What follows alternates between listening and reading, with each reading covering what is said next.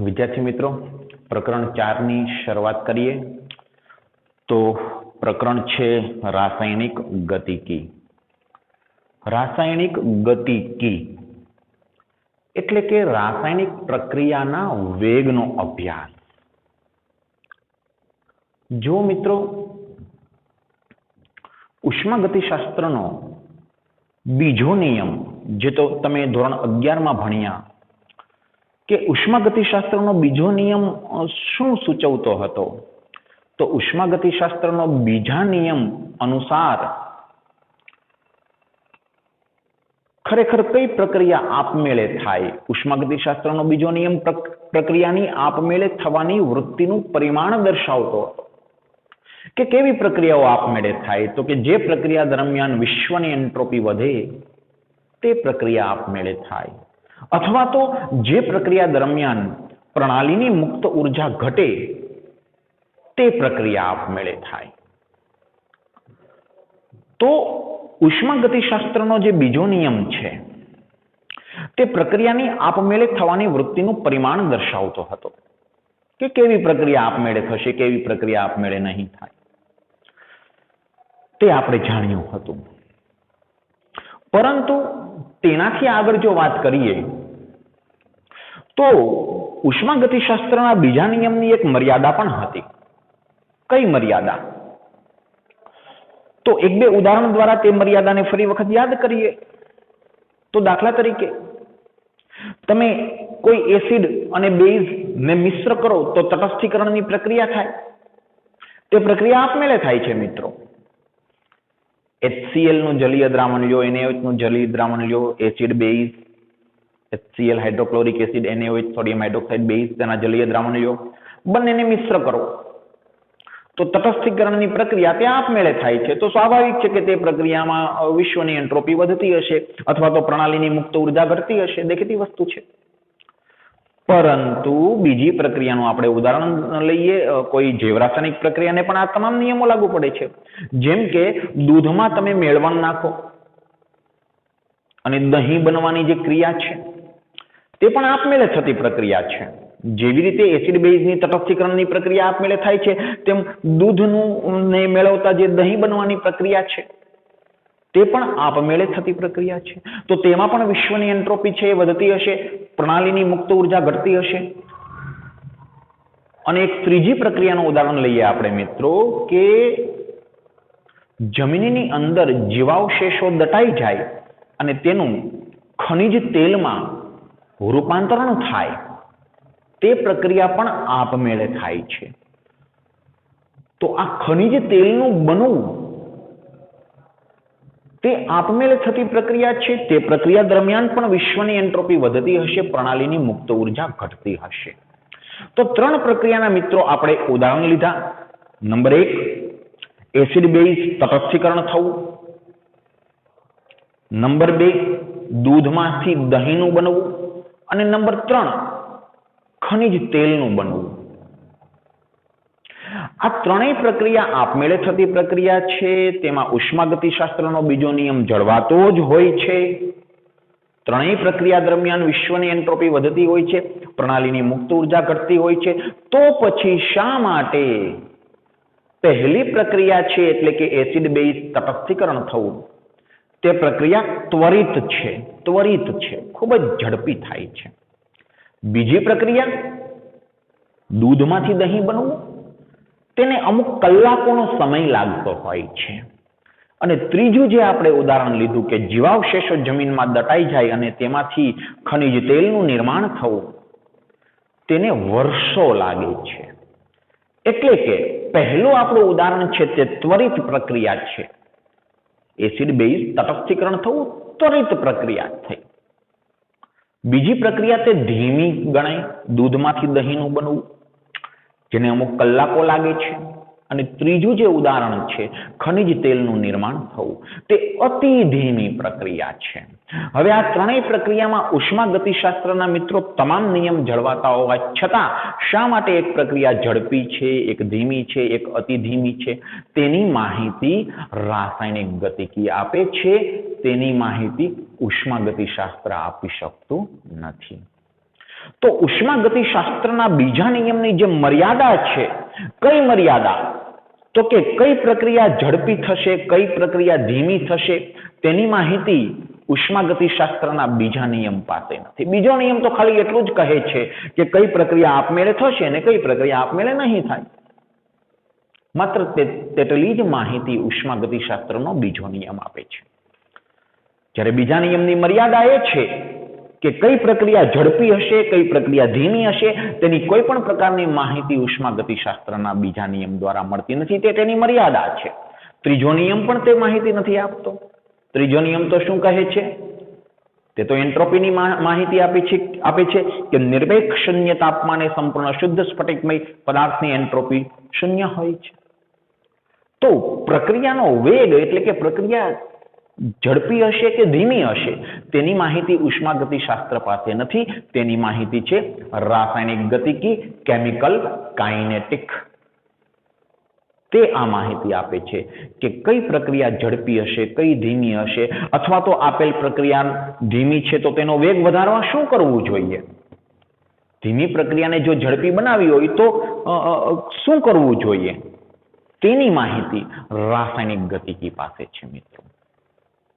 તો આ થોડી પ્રારંભિક વાત આપણે રાસાયણિક ગતિકી વિશે કરી કે રાસાયણિક ગતિકીમાં શેની ચર્ચા કરવામાં આવશે. રાસાયણિક ગતિકીમાં ચર્ચા કરવામાં આવશે કે કેવી પ્રક્રિયા ઝડપી હોય, કેવી પ્રક્રિયા ધીમી હોય. અચ્છા, ધીમી પ્રક્રિયા છે તો તેનો વેગ વધારવા શું કરવું જોઈએ? આ તમામ માહિતી રાસાયણિક ગતિકીમાં છે મિત્રો. તો શરૂઆત કરીએ રાસાયણિક ગતિકીની. રાસાયણિક ગતિકીમાં મહદ અંશે જે વાત આવે છે તે પ્રક્રિયાના વેગનો અભ્યાસ આવે છે મિત્રો. તો પ્રક્રિયા વેગની જો સૌપ્રથમ વાત કરીએ તો પહેલા તો આપણે એ જાણવું પડે કે પ્રક્રિયા વેગ એટલે શું. તો એક સામાન્ય પ્રક્રિયાનું આપણે ઉદાહરણ લઈએ કે જેમ કે એક પ્રક્રિયા છે જેમાં પ્રક્રિયક એટલે રિએક્ટન્ટ R માંથી પ્રોડક્ટ P બને છે. આ એક સામાન્ય પ્રક્રિયા છે મિત્રો કે કોઈ એક પ્રક્રિયકમાંથી કોઈ એક નિપજનું નિર્માણ થાય છે. આ એક સામાન્ય પ્રક્રિયા છે. હવે આ પ્રક્રિયા જ્યારે થાય, શરૂ થાય, ત્યારે શું થાય? તો કે પ્રક્રિયકનો તમે ચોક્કસ જથ્થો લીધો હોય. શરૂઆતમાં પ્રક્રિયકનો ચોક્કસ જથ્થો લીધો છે. કેટલો લીધો છે? ચાલો 1 મોલ જથ્થો લીધો છે. તો શરૂઆતમાં હજુ તો પ્રક્રિયા શરૂ જ નથી થઈ. તો નિપજ, તો કે નિપજનો જથ્થો શૂન્ય હશે પાત્રમાં, પ્રણાલીમાં. હજુ પ્રક્રિયક લીધો છે, પ્રક્રિયા શરૂ થઈ નથી. અને જથ્થો કેટલો લીધો છે? ધારો કે 1 મોલ લીધો છે. હવે માનો કે પ્રક્રિયા શરૂ થાય છે. પ્રક્રિયા શરૂ થાય એટલે પ્રક્રિયકનું નિપજમાં રૂપાંતરણ શરૂ થાય. અને પ્રક્રિયકનું નિપજમાં રૂપાંતરણ શરૂ થાય તો શું થાય? તો કે પ્રક્રિયકની સાંદ્રતા ઘટતી જાય, પ્રક્રિયકનો જથ્થો ઘટતો જાય અને નિપજનો જથ્થો વધતો જાય. તો ધારો કે ચોક્કસ સમય સુધી પ્રક્રિયા ચાલે છે. પ્રક્રિયકનો જથ્થો ઘટી અને 1 મોલમાંથી 0.8 મોલ થાય છે અને નિપજનો જથ્થો વધી અને 0 માંથી 0.2 મોલ થાય છે. એટલે કે ચોક્કસ જથ્થાના પ્રક્રિયકનું ચોક્કસ જથ્થાની નિપજમાં રૂપાંતર થાય છે.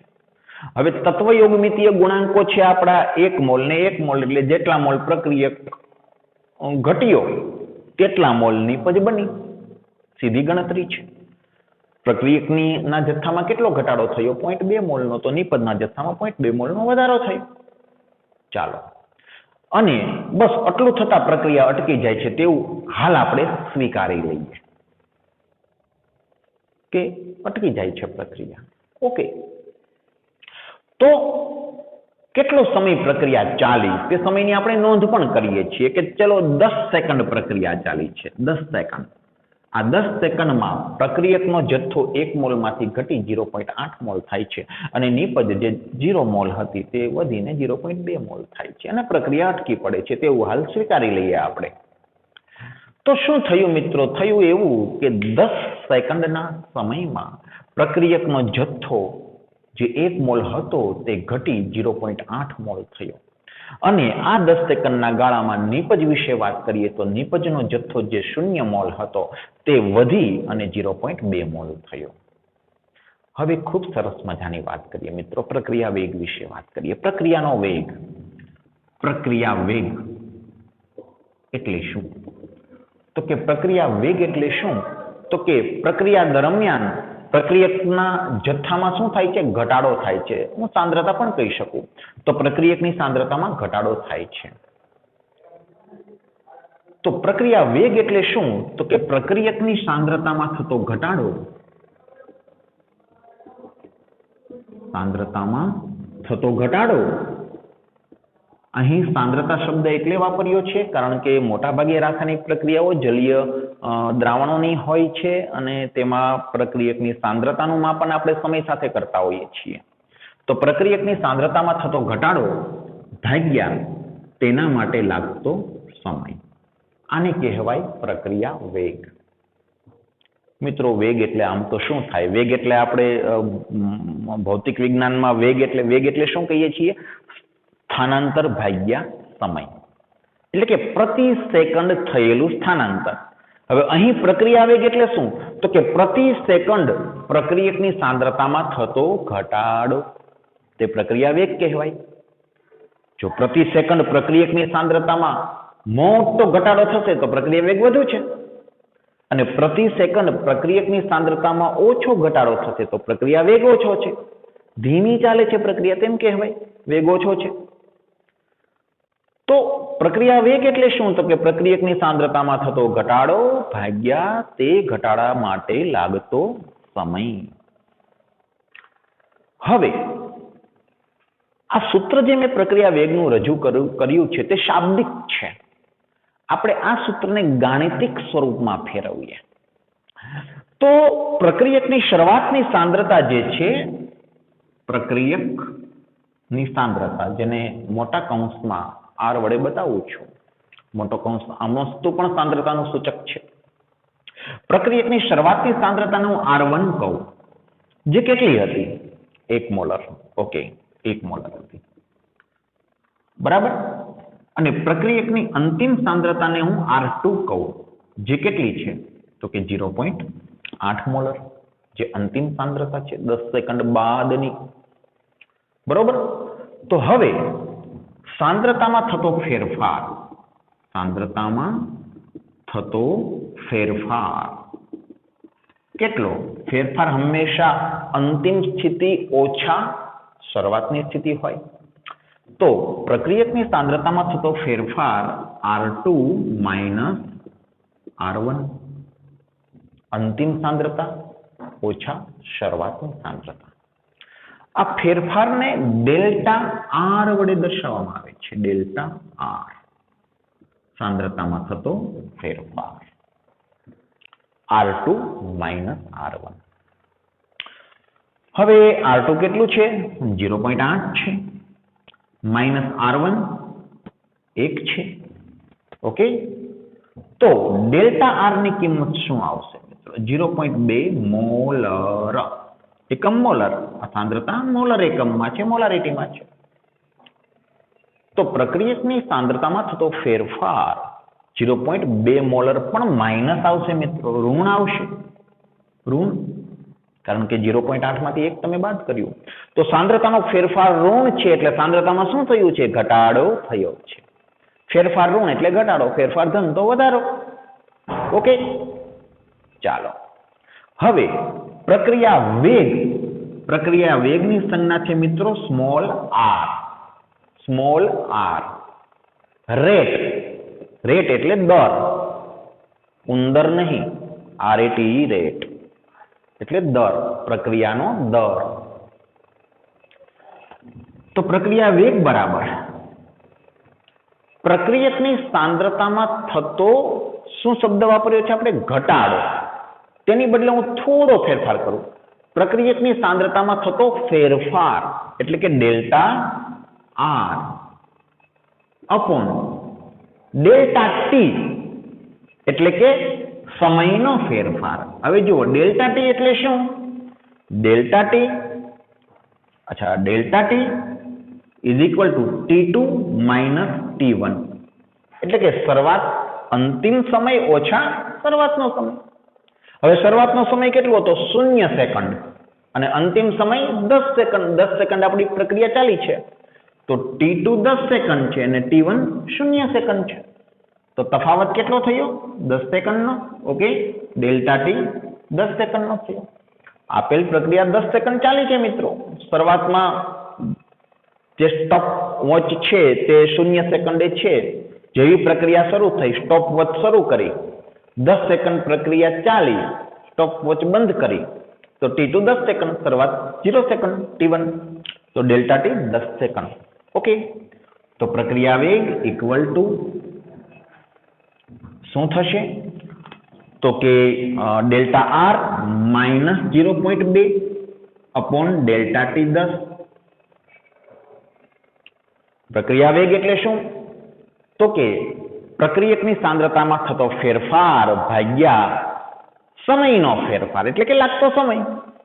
ઓકે, હવે આ ભાગાકાર કરતા શું આવશે? તો કે માઇનસ 0.02 મોલર પ્રતિ સેકન્ડ. મોલ પ્રતિ લિટર સેકન્ડ એમ પણ કહી શકો ને. તો પ્રક્રિયા વેગ, હવે વેગ છે તે ઋણ મળ્યો મિત્રો. વેગ કદાપી ઋણ ના હોઈ શકે. વેગ કદાપી ઋણ ના હોઈ શકે. ઋણ મળ્યો છે વેગ, તો તે મૂલ્ય જે ઋણ છે તેને ધન કરવા માટે મારે આ સૂત્રમાં પહેલેથી જ માઇનસ સાઇન દાખલ કરવી પડશે. એટલે અહીં માઇનસ સાઇન દાખલ કરું, ચલો, અને આ માઇનસ માઇનસ શું થઈ જશે? હવે પ્લસ થઈ જશે. તો પ્રક્રિયાનો વેગ 0.02 મોલર પ્રતિ સેકન્ડ મળ્યો. એટલે કે પ્રતિ સેકન્ડ પ્રક્રિયકની સાંદ્રતામાં કેટલો ઘટાડો થાય છે? મિત્રો આ માઇનસ સાઇન એટલે જ દાખલ કરી છે. શબ્દ શું છે? ઘટાડો. ઘટાડા માટે માઇનસ સાઇન દાખલ કરવી પડે. કારણ કે માત્ર ડેલ્ટા આર લખું તો તે પ્રક્રિયકની સાંદ્રતામાં થતો ફેરફાર છે, પણ માઇનસ ડેલ્ટા આર તો પ્રક્રિયકની સાંદ્રતામાં થતો ઘટાડો છે. એટલે પણ માઇનસ સાઇન દાખલ કરવી વ્યાજબી છે. શબ્દ હતો ઘટાડો. પ્રક્રિયકની સાંદ્રતામાં થતો ફેરફાર નહીં, ઘટાડો. પ્રક્રિયકની સાંદ્રતામાં થતો ઘટાડો ભાગ્યા લાગતો સમય. એટલે minus delta R upon delta T. અને તેથી કરીને આપણો જવાબ હવે ધનમાં ફેરવાઈ ગયો. તો આપેલ પ્રક્રિયાનો વેગ કેટલો થયો? 0.02 મોલર પર સેકન્ડ. પ્રતિ સેકન્ડ પ્રક્રિયકની સાંદ્રતામાં 0.02 મોલરનો ઘટાડો થાય છે. 0.02 મોલરનો ઘટાડો થાય છે પ્રતિ સેકન્ડ પ્રક્રિયકની સાંદ્રતામાં. એવી રીતે 10 સેકન્ડ પ્રક્રિયા ચાલી તો પ્રક્રિયકની સાંદ્રતામાં કેટલો ઘટાડો થયો? 0.02 ગુણ્યા 10 એટલે કે 0.2 મોલરનો ઘટાડો થયો કુલ 10 સેકન્ડમાં. પ્રતિ સેકન્ડ 0.02 મોલરનો ઘટાડો થાય છે. તો પ્રક્રિયાનો વેગ R is equal to 0.02 molar પર સેકન્ડ. પ્રતિ સેકન્ડ પ્રક્રિયકની સાંદ્રતામાં 0.02 મોલરનો ઘટાડો થાય છે. તો એક તો પ્રક્રિયા વેગને રજૂ કરવાની આ રીત છે કે વેગ બરાબર minus delta R upon delta T. હવે મિત્રો એક અન્ય બાબતની વાત કરું. માત્ર આ વેગને આર થી નથી બતાવવામાં આવતો, બતાવવામાં આવે છે આર એવરેજ. એવરેજ એટલે સરેરાશ. આને વાંચશું હવે આપણે સરેરાશ પ્રક્રિયા વેગ તેવું વાંચીશું. માત્ર પ્રક્રિયા વેગ તેવું નહીં વાંચીએ. સરેરાશ પ્રક્રિયા વેગ બરાબર minus delta R upon delta T. તમને એમ થાય કે આ વળી નવું શું આવ્યું? સરેરાશ વેગ. તો તે બાબત છે તેને આપણે વ્યવસ્થિત સમજીએ કે શા માટે સરેરાશ વેગ આવો શબ્દ વાપરેલો છે, સંજ્ઞા આર એવરેજ વાપરેલી છે. આર એટલે રેટ એટલે કે વેગ પ્રક્રિયાનો, અને કેવો વેગ? સરેરાશ વેગ. જો મિત્રો આ પ્રક્રિયા 10 સેકન્ડ ચાલી છે. ઓકે, પ્રક્રિયકની શરૂઆતની સાંદ્રતા 1 મોલર હતી. 10 સેકન્ડ બાદ ઘટીને 0.8 મોલર થઈ છે, તો આપણે એવું માનીએ છીએ કે પ્રતિ સેકન્ડ 0.02 મોલરનો ઘટાડો થયો પ્રક્રિયકની સાંદ્રતામાં.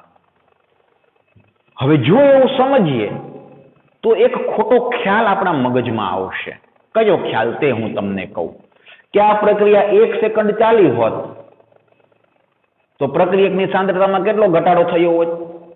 0.2 મોલર જેટલો. જો આવો ખ્યાલ આપણા મગજમાં આવે, જો આને આપણે સાચું સ્વીકારી લઈએ તો એક ખોટો ખ્યાલ ઉદ્ભવે છે. કેવો ખોટો ખ્યાલ? કે માનો કે આ પ્રક્રિયા છે તેની શરૂઆતની સાંદ્રતા કેટલી હતી? તો કે 1 મોલર. 1 સેકન્ડ પછી તેની સાંદ્રતામાં કેટલો ઘટાડો થાય? જો વેગ તો એવું જ બતાવે છે કે પ્રતિ સેકન્ડ 0.02 મોલરનો ઘટાડો થાય. તો તમે કહેશો કે 1 સેકન્ડ પ્રક્રિયા ચાલશે તો પ્રક્રિયકની સાંદ્રતામાં 0.02 મોલરનો ઘટાડો. પાછી બીજી સેકન્ડ પ્રક્રિયા ચાલી, પાછો 0.02 મોલરનો ઘટાડો. હજી 1 સેકન્ડ પ્રક્રિયા ચાલી, આ 1 સેકન્ડ, બીજી સેકન્ડ, ત્રીજી સેકન્ડ, પ્રતિ સેકન્ડ 0.02 મોલરનો ઘટાડો થાય છે. છઠ્ઠી સેકન્ડ 0.02 મોલરનો, સાતમી સેકન્ડે પણ 0.02 મોલરનો, આઠમી સેકન્ડે પણ 0.02 મોલરનો ઘટાડો, નવમી સેકન્ડે 0.02 મોલર અને 10મી સેકન્ડે પણ 0.02 મોલરનો ઘટાડો. કુલ કેટલો આ બધો ઘટાડો થયો? તો કે કરો સરવાળો 0.2 મોલરનો. ના મિત્રો, એવું નથી. આ ખ્યાલ જ ખોટો છે. આ ખ્યાલ ખોટો છે. તમે એવું સ્વીકારો છો કે પ્રતિ સેકન્ડ પ્રક્રિયકની સાંદ્રતામાં 0.02 મોલરનો ઘટાડો થાય તે સત્ય નથી મિત્રો. શા માટે સત્ય નથી? તેનું સ્પષ્ટ કારણ છે કે શરૂઆતમાં પ્રક્રિયાનો વેગ ઘણો બધો વધારે હશે. એટલે કે પહેલી સેકન્ડે પ્રક્રિયકની સાંદ્રતામાં 0.02 મોલર નહીં, ઘણો મોટો આની કરતા ઘણો મોટો ઘટાડો થયો હશે. કદાચ 0.04 મોલરનો થયો હોઈ શકે પહેલી સેકન્ડે. પછી બીજી સેકન્ડે તો બની શકે કે બીજી સેકન્ડે હવે પ્રક્રિયકની સાંદ્રતામાં 0.03 મોલરનો ઘટાડો થયો હોઈ શકે. એમ કરતા કરતા ઘટતા દરે પ્રક્રિયકની સાંદ્રતામાં ઘટાડો થશે. ઘટતા દરે એટલે કે પ્રક્રિયાનો વેગ શરૂઆતમાં વધુ હશે. મિત્રો, તમે જાણો છો સંતુલન પ્રકરણમાં ધોરણ 11માં આપણે વાત કરી હતી કે શરૂઆતમાં પુરોગામી પ્રક્રિયાનો વેગ વધારે હોય અને પછી વેગ ઘટતો જાય. તો શક્ય છે અહીં કે પહેલી સેકન્ડે વેગ ઘણો બધો વધારે હશે મિત્રો. પહેલી સેકન્ડે પ્રક્રિયકની સાંદ્રતામાં 0.02 મોલરનો નહીં, વધારે પડતો ઘટાડો થયો હશે થોડો. બીજી સેકન્ડે થોડો ઓછો ઘટાડો, ત્રીજી સેકન્ડે એથી ઓછો, ચોથી સેકન્ડે એથી ઓછો, પાંચમી સેકન્ડે એથી ઓછો. એમ કરતા કરતા 10મી સેકન્ડે 0.02 મોલર કરતા ઘણો બધો ઓછો ઘટાડો થયો હશે. પરંતુ તે હકીકત છે કે તે બધા આંકડાનો સરવાળો કરશો તો તમને એવું જણાશે કે 10 સેકન્ડમાં સરવાળે 0.2 મોલરનો ઘટાડો થયો. કહેવાનો અર્થ છે મિત્રો કે પ્રતિ સેકન્ડે વાસ્તવમાં 0.02 મોલરનો ઘટાડો થયો નથી. આ તો સરેરાશ છે મિત્રો, સરેરાશ છે. શરૂઆતમાં પ્રક્રિયાનો વેગ ઘણો વધારે હશે, ત્યારબાદ પછી ઘટ્યો હશે વેગ, પછી એથી ઘટ્યો હશે, એથી ઘટ્યો હશે, એથી ઘટ્યો હશે, અને આ 10 સેકન્ડનો સરેરાશ વેગ છે.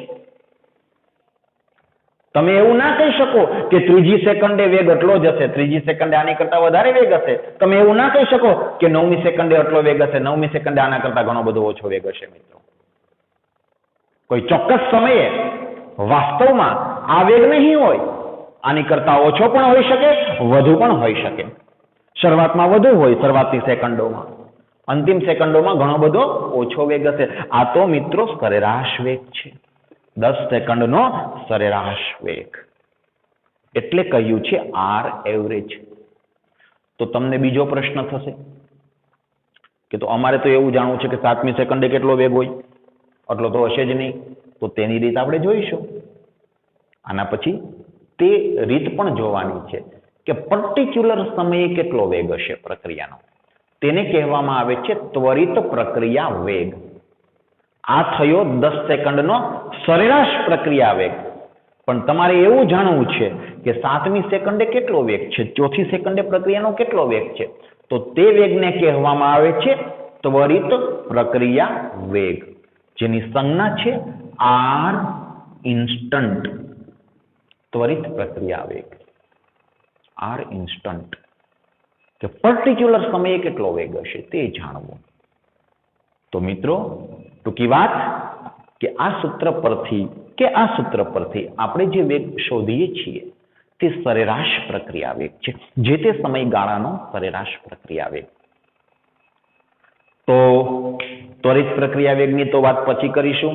હજી તો સરેરાશ પ્રક્રિયા વેગની વાત પણ અધૂરી છે, તેને પૂરી કરી લઈએ. આગળ વધીએ છીએ. તો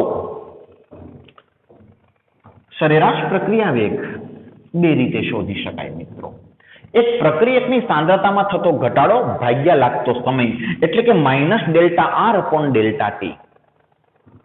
અથવા એક અન્ય રીતે પણ શોધી શકીએ કે ભાઈ પ્રક્રિયા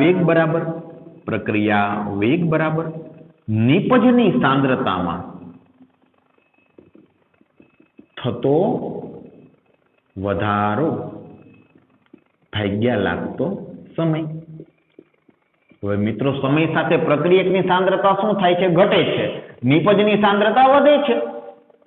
તો પ્રક્રિયા વેગ તમે, એટલે કે સરેરાશ પ્રક્રિયા વેગ આપણો આ સરેરાશ પ્રક્રિયા વેગ છે. સરેરાશ પ્રક્રિયા વેગ તમે આ રીતે પણ શોધી શકો, નિપજની સાંદ્રતામાં થતો વધારો ભાગ્યા લાગતો સમય. હવે જુઓ, આ જ 10 સેકન્ડના ગાળામાં નિપજની સાંદ્રતામાં શું થયો છે? વધારો થયો છે. કેટલો વધારો થયો છે? તો આપણે સાંકેતિક નિરૂપણો કરીએ એના, કે શરૂઆતમાં નિપજની સાંદ્રતા P1 કેટલી હતી? 0 મોલર. અંતિમ સાંદ્રતા P2 કેટલી છે? 0.2 મોલર. ઓકે. શરૂઆતનો સમય T1 શું હતો? 0 સેકન્ડ. અંતિમ સમય T2 શું છે? 10 સેકન્ડ.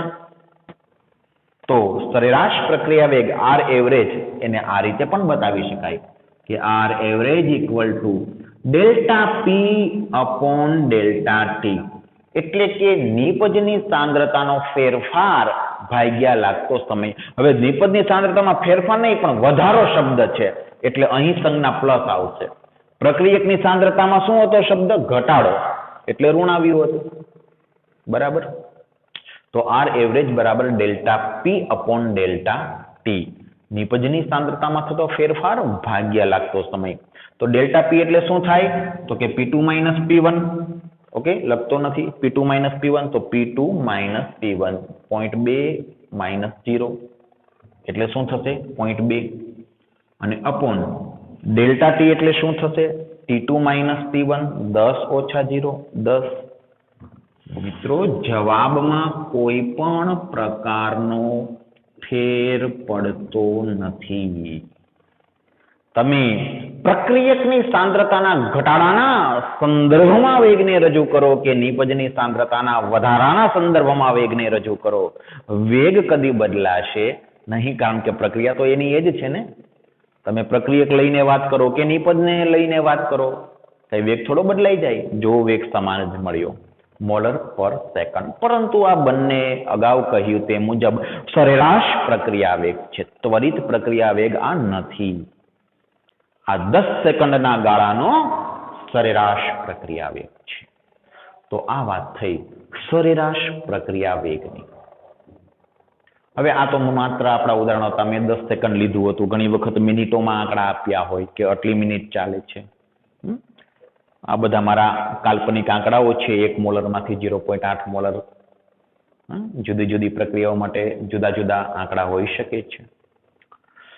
તો જે વાત આપણે સમજવાની હતી તે સરેરાશ પ્રક્રિયા વેગની સમજવાની હતી. આ થયો સરેરાશ પ્રક્રિયા વેગ.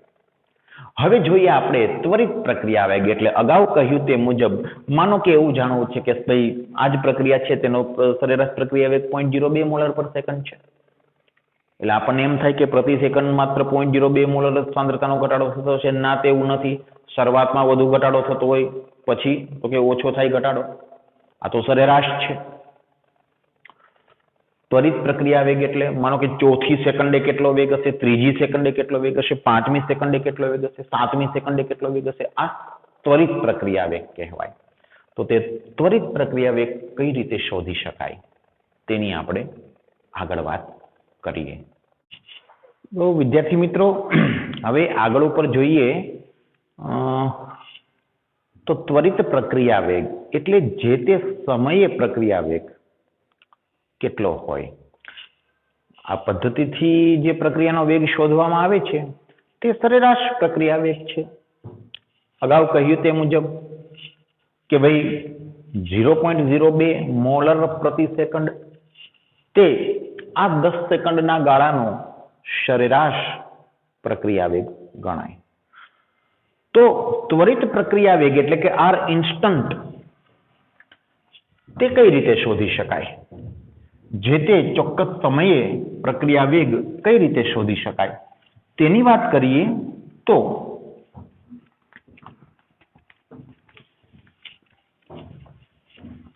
ધારો કે આવી જ એક પ્રક્રિયા છે. પ્રક્રિયક આર માંથી નિપજ પી રિએક્ટન્ટ માંથી પ્રોડક્ટ બને છે અને એક પ્રક્રિયક છે ને તેમાંથી એક નિપજ બને છે. આવી કોઈ એક સાદી પ્રક્રિયા છે. હવે જો આ પ્રક્રિયા માટે સાંદ્રતા વિરુદ્ધ સમય નો આલેખ દોરવામાં આવે, સાંદ્રતા વિરુદ્ધ સમય નો આલેખ દોરવામાં આવે જો, તો પ્રક્રિયકના સંદર્ભમાં જો વાત કરીએ તો t બરાબર 0 સમયે, શૂન્ય સમયે પ્રક્રિયકની સાંદ્રતા કેટલી હતી? 1 મોલર, જે મહત્તમ સાંદ્રતા હતી. જે લીધી છે તે પ્રક્રિયકની સાંદ્રતા મહત્તમ ગણાય, કારણ કે સમય જતા તે સાંદ્રતા ઘટવાની છે. તો પ્રક્રિયકની સાંદ્રતા મહત્તમ આ છે. ઓકે. પછી જેમ જેમ સમય પસાર થતો જાય તેમ તેમ પ્રક્રિયકની સાંદ્રતામાં ઘટાડો થતો જાય.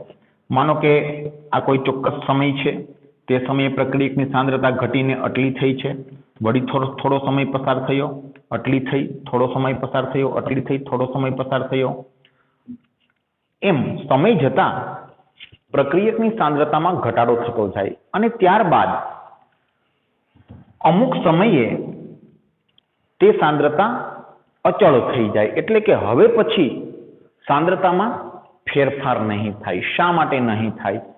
તો તેની વાત કરીએ તો ધારો કે આ પ્રક્રિયકની ચોક્કસ સાંદ્રતા લીધી છે 1 મોલર. સમય જતા તેની સાંદ્રતા ઘટતી જાય. નિપજની સાંદ્રતા જે શૂન્ય છે તે સમય જતા તે સાંદ્રતા વધતી જાય. પછી ધારો કે સંતુલન સ્થપાય. માની લઈએ કે આ પ્રક્રિયા પ્રતિવર્તી છે તો સંતુલન પણ સ્થપાવાનું છે. સંતુલન જ્યારે સ્થપાશે ત્યારે પ્રક્રિયક ની કોઈ નિયત સાંદ્રતા રહેશે અને નિપજની પણ નિયત સાંદ્રતા રહેશે. ત્યારબાદ સાંદ્રતામાં કશો જ ફેરફાર નહીં થાય. યાદ કરો મિત્રો સંતુલન પ્રકરણ કે શરૂઆતમાં પ્રક્રિયકની સાંદ્રતા લીધી છે તે મહત્તમ છે. સમય જતા પ્રક્રિયકની સાંદ્રતામાં ઘટાડો થતો જાય, નિપજની સાંદ્રતામાં વધારો થતો જાય. એમ કરતા કરતા એવું બને કે કોઈ ચોક્કસ સમયે પ્રક્રિયકની આ જે સાંદ્રતા છે તે ઘટીને ધારો કે 0.2 મોલર થઈ અને નિપજની સાંદ્રતા છે તે વધીને 0.8 મોલર થઈ અને પ્રણાલીમાં સંતુલન સ્થપાયું.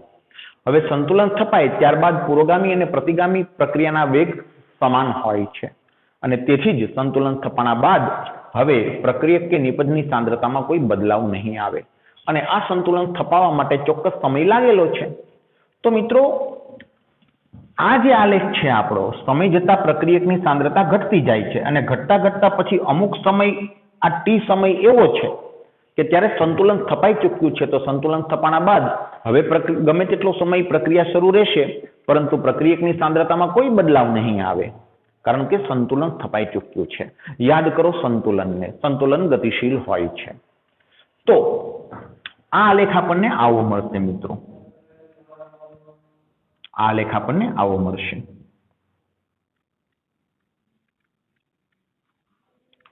સમય સાથે પ્રક્રિયકની સાંદ્રતા સતત ઘટતી જાય છે અને કોઈ ચોક્કસ ટી સમય આવશે ત્યારે સંતુલન સ્થપાઈ ચૂક્યું હશે. હવે પ્રક્રિયકની સાંદ્રતા આનાથી વધારે ઘટશે નહીં અને અચળ થઈ જશે. હવે ગમે તેટલો સમય પ્રક્રિયા શરૂ રહે, સાંદ્રતા અચળ, સંતુલન સ્થપાયું છે.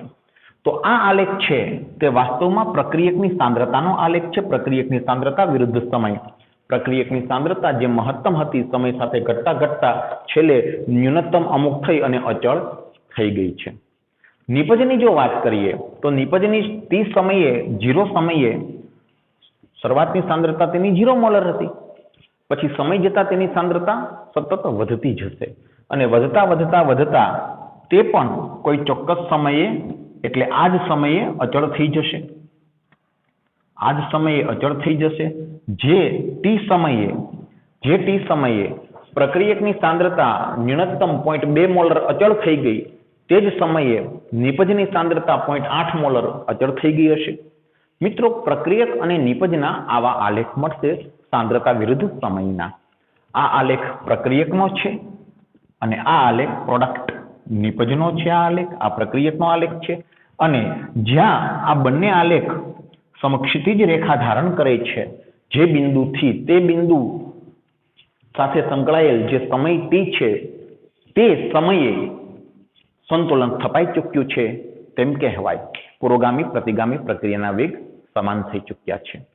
તો આ આલેખનો અભ્યાસ આપણે સંતુલન પ્રકરણમાં ધોરણ 11માં કરેલો. હવે આ જ આલેખ પરથી આપણે મિત્રો આગળ વધવાનું છે.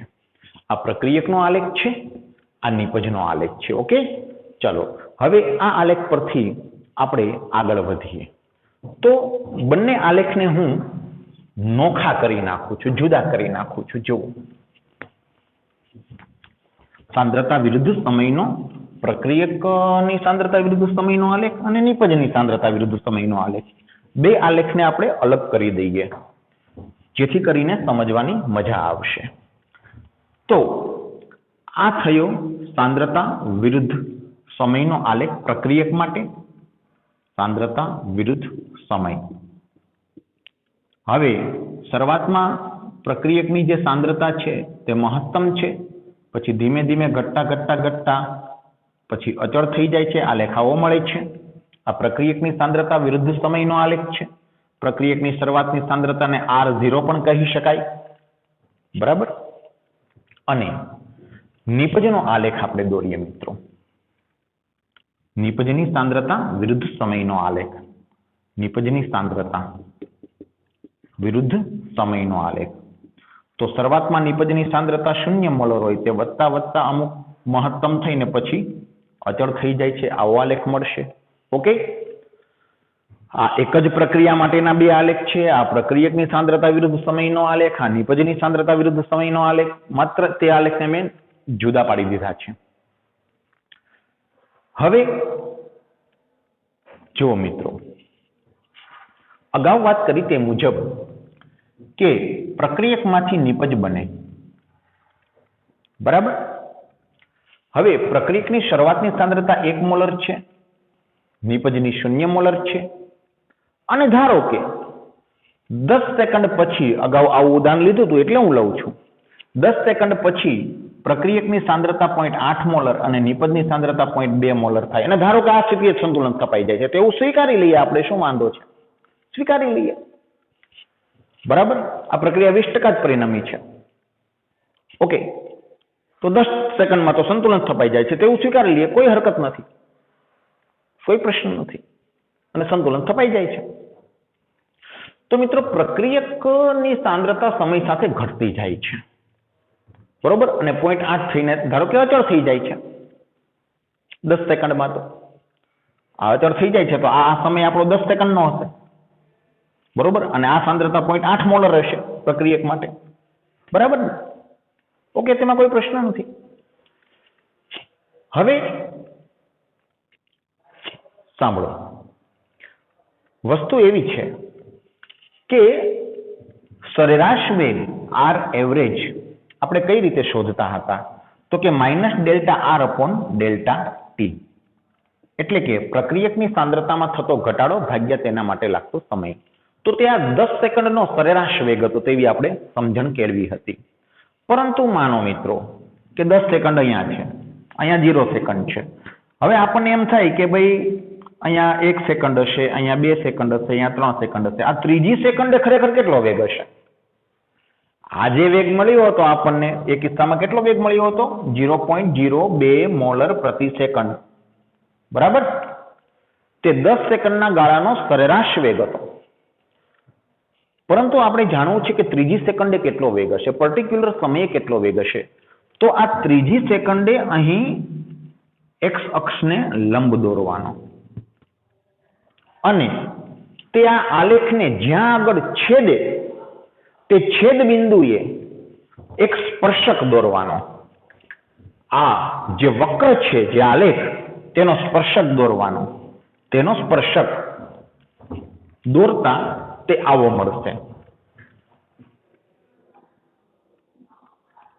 તે સ્પર્શક આવો મળશે અને આ સ્પર્શકનો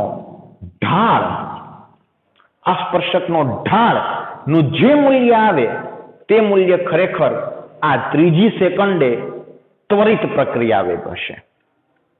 ફરી વાર કહું છું મિત્રો કે delta R upon delta T આ સૂત્ર વડે જે વેગ શોધ્યો તે સરેરાશ વેગ છે.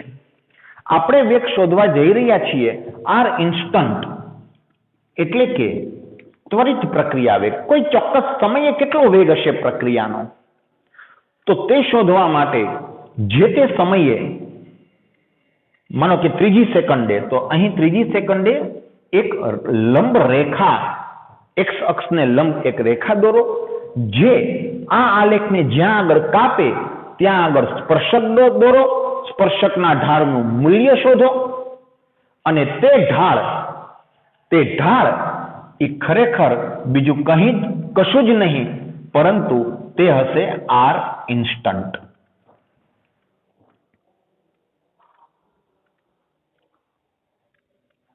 વાસ્તવમાં તે ખરેખર આ ત્રીજી સેકન્ડે ત્વરિત પ્રક્રિયા વેગ હશે. ત્વરિત પ્રક્રિયા વેગ. હવે તમને એમ થાય કે કઈ રીતે તે ત્વરિત પ્રક્રિયા વેગ હશે? બીજી પણ અમુક બાબતો આમાં ખૂટે છે, તેની પણ હું વાત કરું કે એકચ્યુઅલી આ ઢાળનું મૂલ્ય આર ઇન્સ્ટન્ટ નહીં હોય, ઢાળનું ઋણ મૂલ્ય આર ઇન્સ્ટન્ટ હશે.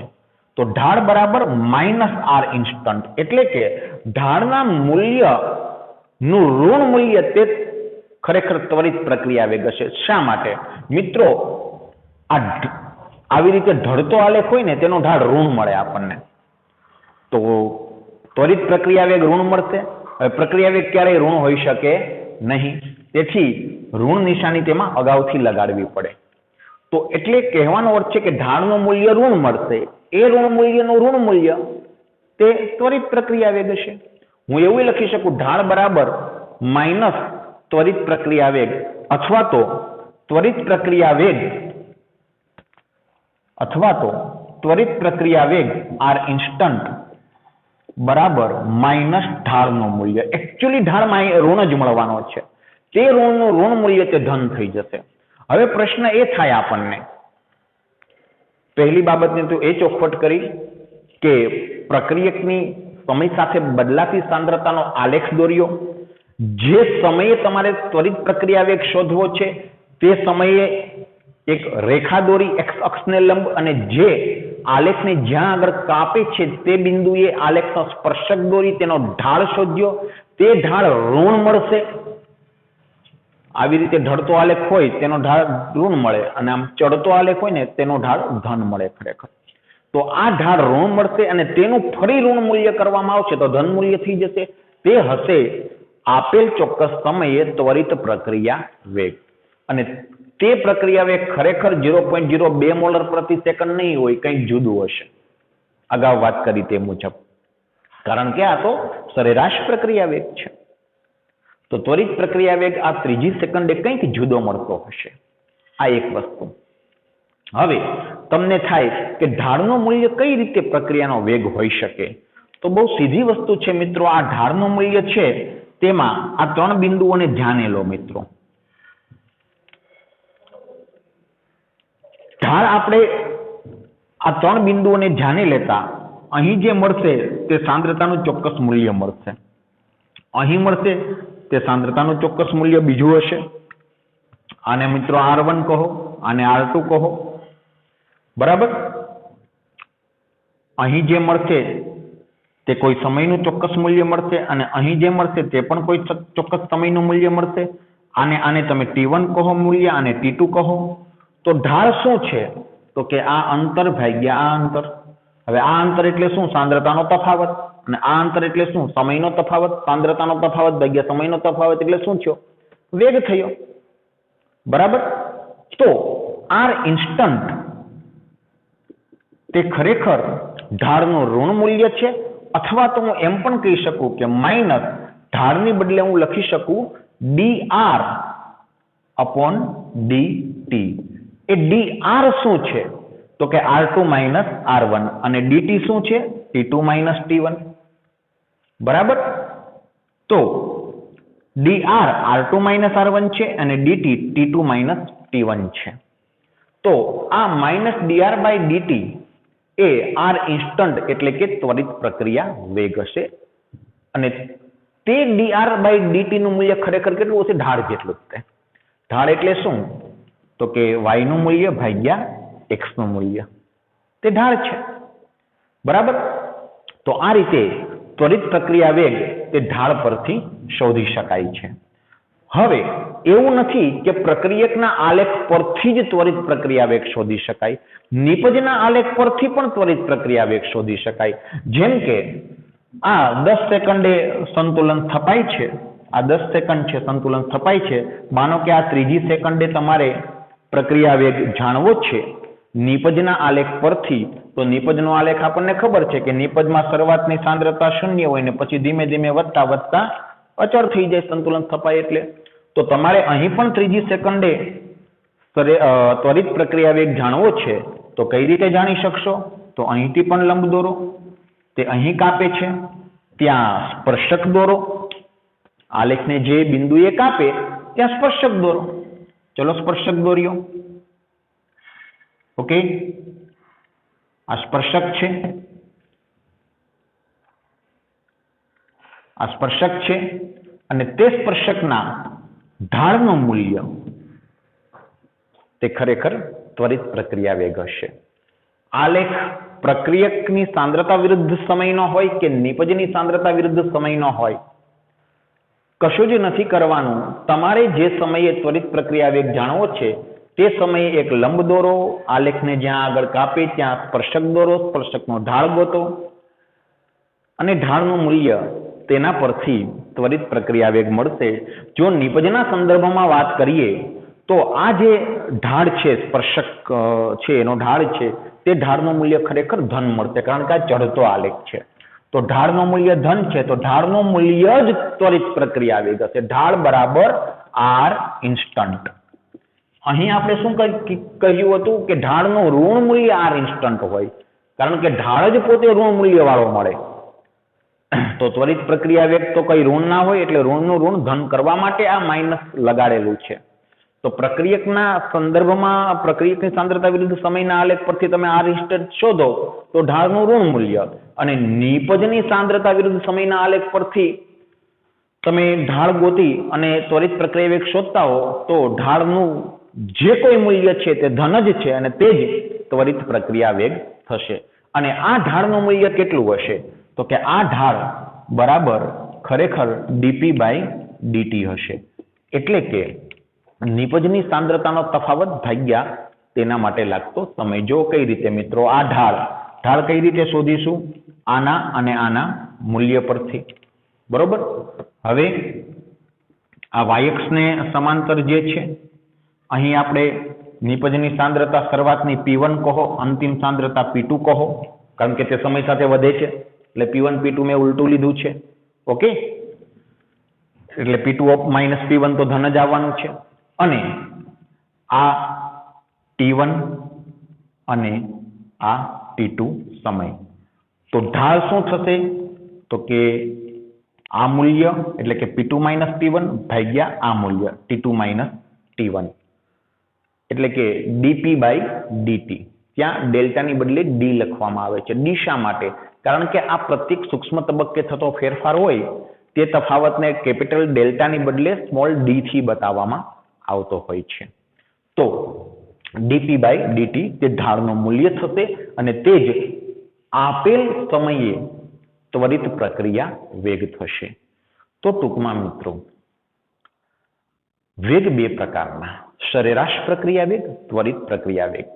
તમે જો એક સમયગાળા માટે પ્રક્રિયાનો વેગ શોધતા હો, જે અગાઉના કિસ્સામાં આપણે શોધ્યું હતું તે સરેરાશ પ્રક્રિયા વેગ હતો, અને આ પદ્ધતિ થઈ ત્વરિત પ્રક્રિયા વેગ શોધવાની. અને અહીં પણ આપણે ત્રીજી સેકન્ડે વેગ શોધ્યો, એ જ પ્રક્રિયાનો અહીં પણ ત્રીજી સેકન્ડે વેગ શોધ્યો. બંને આંકડાઓ મિત્રો સમાન જ મળશે, કારણ કે તમે પ્રક્રિયકના સંદર્ભમાં વેગ શોધો કે નિપજના સંદર્ભમાં, એમાં કોઈ ફરક નથી પડવાનો. બંને ફેર કેટલો પડશે? આ ઢાળનું મૂલ્ય અને આ ઢાળનું મૂલ્ય સરખા હશે, પરંતુ આ ઢાળનું મૂલ્ય ઋણ હશે અને આ ઢાળનું મૂલ્ય ધન હશે. અને આ ઢાળનું મૂલ્ય ઋણ છે તેને ધન કરવા માટે અગાઉ ઋણ તો લગાડેલું જ છે આપણે. તો આ રીતે ત્વરિત પ્રક્રિયા વેગ શોધી શકાય. મિત્રો આના પછીના જે ઉદાહરણના દાખલાઓ છે તે દાખલાઓ સરેરાશ પ્રક્રિયા વેગ અને એક ઉદાહરણ આપ્યું છે ત્વરિત પ્રક્રિયા વેગ શોધવાનું પણ ઉદાહરણ આપેલું છે, તે આપણે આગળના લેક્ચરમાં જોઈશું. પરંતુ અહીં હું આવું લખીશ કે આર ઇન્સ્ટન્ટ ત્વરિત પ્રક્રિયા વેગ બરાબર minus dr dt equal to dp/dt. એટલે કે ત્વરિત પ્રક્રિયા વેગ માઇનસ dr/dt અથવા તો ત્વરિત પ્રક્રિયા વેગ બરાબર dp/dt. આ બંનેથી વેગ તો સરખો જ મળવાનો છે ત્વરિત પ્રક્રિયા વેગ. અને સરેરાશ પ્રક્રિયા વેગ માટે શું સૂત્ર વાપરી શકાય? તો કે આર એવરેજ બરાબર minus delta R upon delta T અને delta P upon delta T. Okay,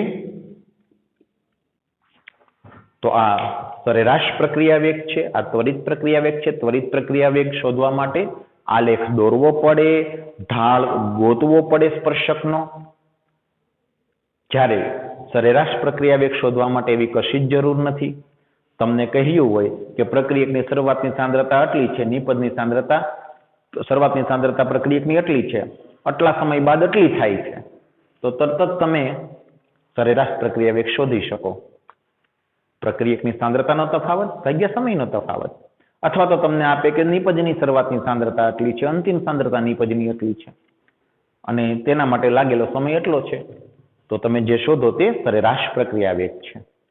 પરંતુ જો તમારે ત્વરિત પ્રક્રિયા વેગ શોધવો હોય તો આપેલ પ્રક્રિયા માટે પ્રક્રિયકની સાંદ્રતા વિરુદ્ધ સમય કે નિપજની સાંદ્રતા વિરુદ્ધ સમયનો આલેખ દોરવો પડે અને આ રીતે સ્પર્શક દોરી અને તેનો ઢાળ શોધવો પડે. તો આપેલ ચોક્કસ સમયે ત્વરિત પ્રક્રિયા વેગ જાણી શકાય. તેના ઉદાહરણો આગળના લેક્ચરમાં આપણે જોઈશું.